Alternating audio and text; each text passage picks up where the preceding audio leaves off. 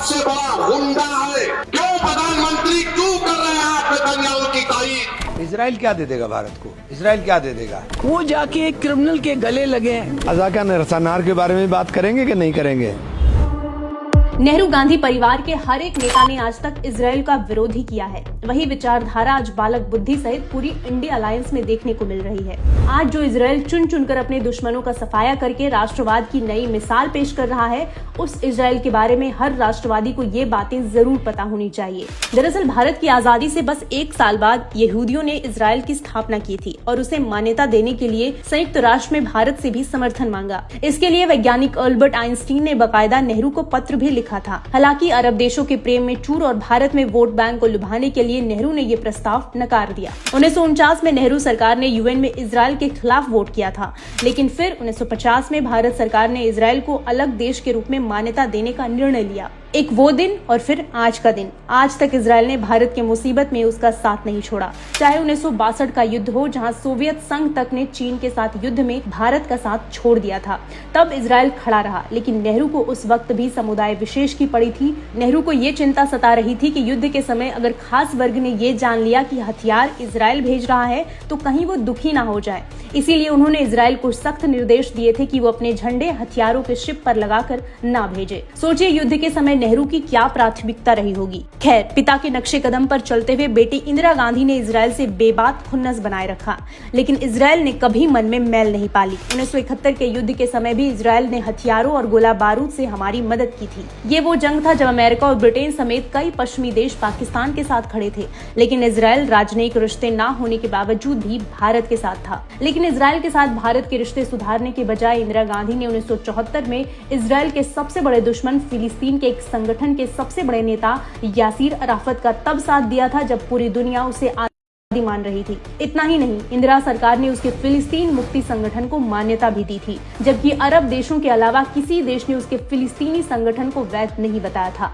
लेकिन फिर भी इजराइल ने भारत के साथ अपनी दोस्ती पर आंच नहीं आने दिया। इंदिरा के बाद उनके बेटे ने संयुक्त राष्ट्र में इजराइल की निंदा करवाई, यूएन में इजराइल के खिलाफ वोट करवाया ताकि भारत का समुदाय विशेष संतुष्ट हो जाए। बावजूद 1999 के कारगिल युद्ध में इजराइल ने भारतीय वायुसेना के मिराज 2000 लड़ाकू विमानों के लिए लेजर गाइडेड मिसाइलें देकर अपनी दोस्ती का पक्का सबूत दिया। अंतर्राष्ट्रीय समुदाय के दबावों के बावजूद इजराइल ने कारगिल में घुसपैठ के पहले ऑर्डर दिए गए हथियारों के शिपमेंट के जरिए जल्द से जल्द भारत को सौंपा।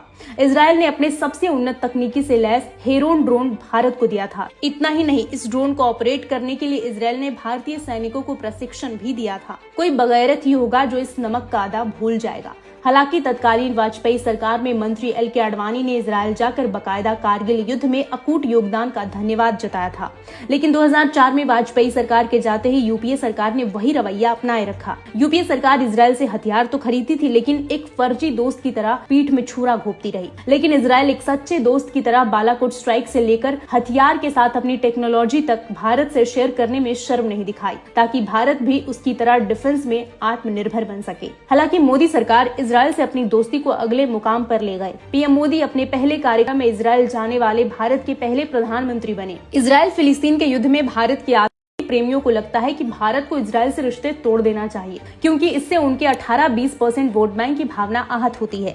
यानी कि इनके वोट बैंक के चक्कर में भारत अपनी इकोनॉमी बर्बाद कर ले, डिफेंस कमजोर कर ले। इजराइल भारत का सच्चा दोस्त होने के साथ साथ उसका बड़ा ट्रेड पार्टनर भी है। हर साल इजराइल भारत से करीब $6 बिलियन का सामान खरीदता है, तो क्या ये $6 बिलियन का नुकसान करवा ले इन 18-20 वोट बैंक की आत्मतृप्ति के लिए? कांग्रेस नेताओं के लिए तो यही लॉजिक है। कुल मिलाकर माने तो कांग्रेस इजराइल के साथ वही पीठ पीछे छुरा घोंपने की नीति अपनाई जो उनका परिवार जनता के साथ दशकों से करता आया है। कांग्रेस ने एहसान फरामोशी न सिर्फ भारत के सच्चे दोस्तों के साथ की है, बल्कि भारत माता के साथ भी कर चुकी है। वो भूल चुकी है कि जिस देश को वो अपनी जागीर समझते हैं वो जनता से बना है, और जनता के लिए भारत का सच्चा दोस्त कौन है उन्हें डिसाइड करना है। कांग्रेस की अक्ल पर चलें तो पाकिस्तान चीन को भी ये भारत का अजीज साबित कर देंगे और रूस इजराइल को दुश्मन।